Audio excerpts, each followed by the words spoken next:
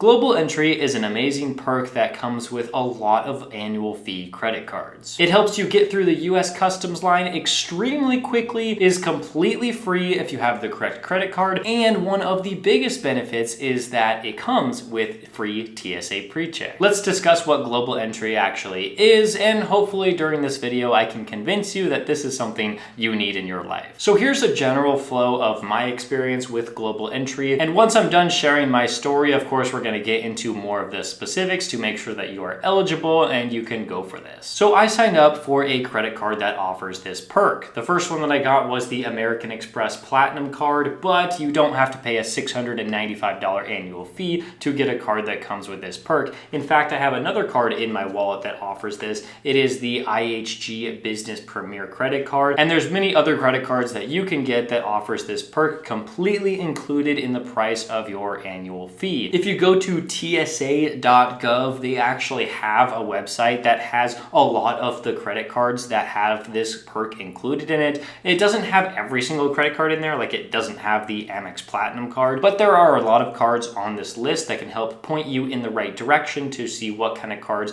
that you can apply for. The next thing I did was go to the Department of Homeland Security government website, and I had to apply for Global Entry. When I completed the application, I did have to pay $100, and that's when I used my credit card that has this perk included. And then within a few days, it was credited back to my account, so I paid $0 to sign up for this amazing program. As far as getting my application accepted, the website says it's going to take about 4 to 6 months to process your application. That is just an estimate. I wouldn't be surprised if it did take you that long, but in my experience, I got approved in like less than a week. The next time I came back into the United States after an international trip, I was actually landing in Seattle, and that's when I did my enrollment on arrival interview. All of the information that I already put into the website, they have that, and they just ask you a few basic questions about your personal history, like maybe where you live or where you work. It took me about like 15 to 20 minutes. Then I was now in the Global Entry program. So the next time I went on an international trip, I was able to use Global Entry, and let me tell you, it is a total game changer. It saved me so much time. Well, that was the easiest thing we have ever done. Instead of waiting in line for sometimes over an hour, we just went over to these machines and they just scanned our face, and 5 seconds later we were both through. So wow, I love Global Entry now. That was the first time trying it, and that was amazing. So that's my personal testimony. I love Global Entry, and I'm so happy that I have it. But let's get into more of the specifics so that you know how to set your account up and apply for it. So here we are on the Trusted Traveler Programs website for the Department of Homeland Security, ttp.dhs.gov.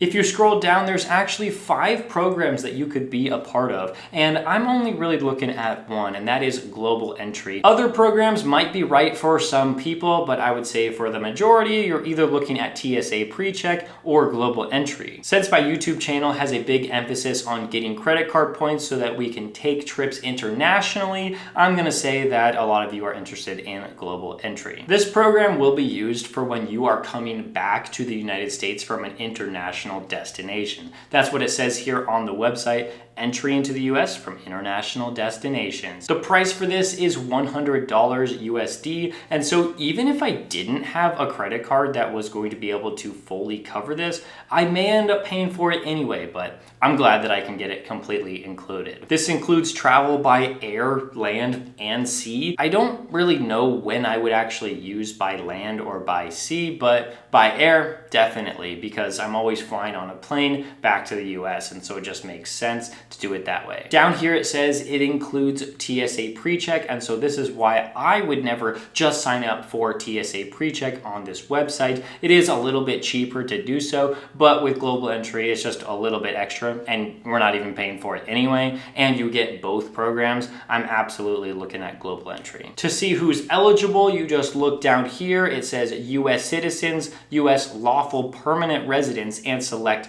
foreign nationals. So if you're a US citizen, you can be eligible. Like I mentioned earlier, the application processing time, it does say 4 to 6 months, which I think is pretty crazy because I got mine finished in like less than a week, but that is just the estimate. So it could take you up to that long. So if you have an international trip coming up pretty soon, do not delay on getting your application submitted. Now that we've gone over the basics of the global entry program, we're on another government website and it shows you the steps on what it takes to get approved for global entry. Before applying, make sure that you are eligible for global entry. I think that's pretty important. And it says who is eligible for this program. And it says US citizens, US lawful permanent residents, and citizens of the following countries are eligible. And it also goes over why you may be ineligible. So let's read that here. You provide false or incomplete information on the application. If you've been convicted of any criminal offense or have pending criminal charges,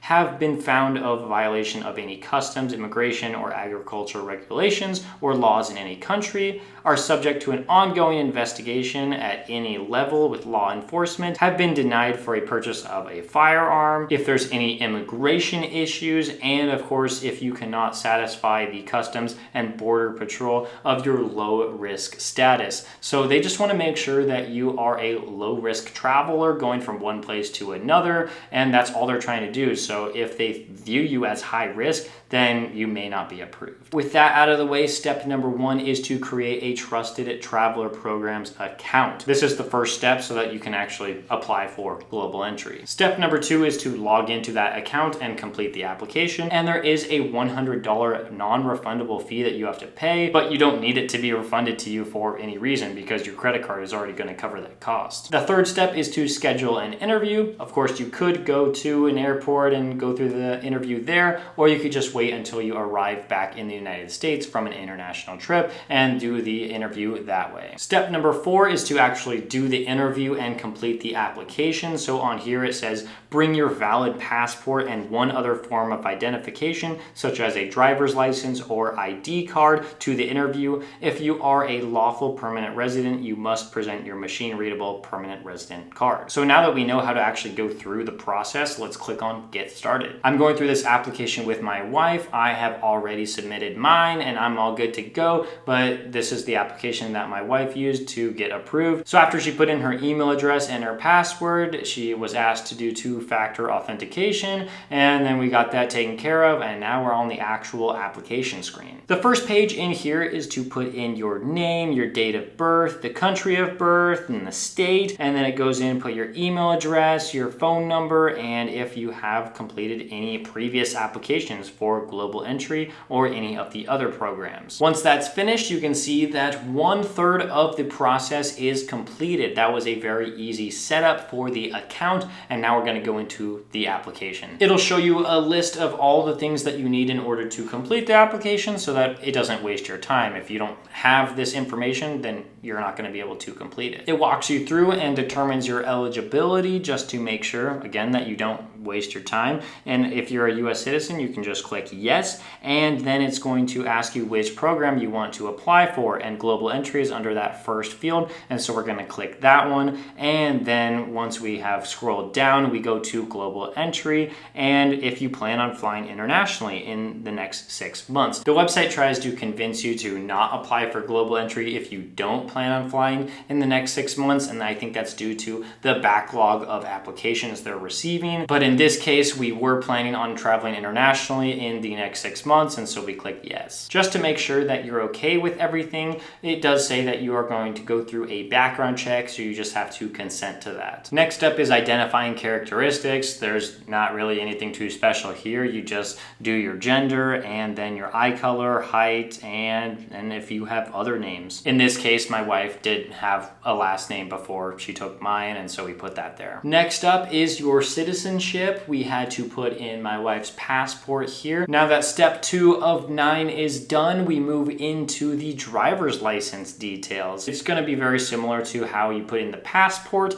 You're going to put in the driver's license by putting in the driver's license number, by putting in where you actually got the license, and then the expiration date, and then any other information that's needed before we move on to the next step. You need to determine if you should register your vehicle. In this case, I actually actually registered the vehicles when I did my application, so I don't think that we went through and registered her vehicle at this time. Next up on step 5 is the address information, and this one took a while. Me and my wife have bounced around to a couple different apartments in the last 5 years, and so yeah, just had to fill all that out and it took a while. After the address information, we move on to employment information, and depending on how many employers you had in the last 5 years, you're going to have to put in all the information. It may take a short amount of time, it may take pretty long. You put in your employment status and when you started, when you stopped, your occupation, who was your employer, and then the phone number and address for that company. Step number 7 now is travel history. You have to put in every country that you visited in the last 5 years.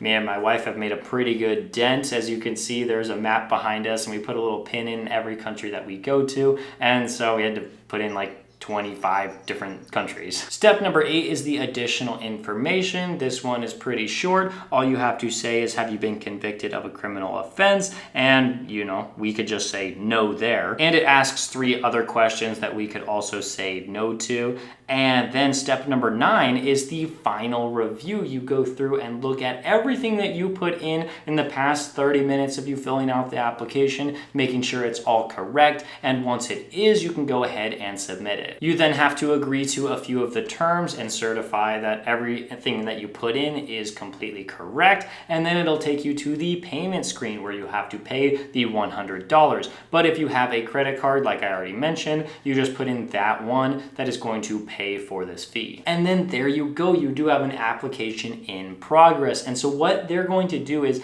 they're going to go through your application and hopefully they conditionally approve you. But the conditional approval does not mean you have global entry. You still have to go through that interview, whether you schedule it with your closest airport or enrollment center, or if you do an enrollment on arrival and next time you arrive into the United States, you can do your interview there. I love global entry and TSA PreCheck, but I also love that I don't have to pay for it at all. I will leave a link down below to the actual website that you can click on to get more information, as well as all the other credit card links that I have in the description. If you see one of the credit cards that you want to apply for, just make sure to click on that link so that I get credit for referring you, so that this channel can benefit and I can keep bringing you great free content. Thank you so much for watching this video. If you want to check out any other credit card videos, click on the one right here, and I'll see you in the next one.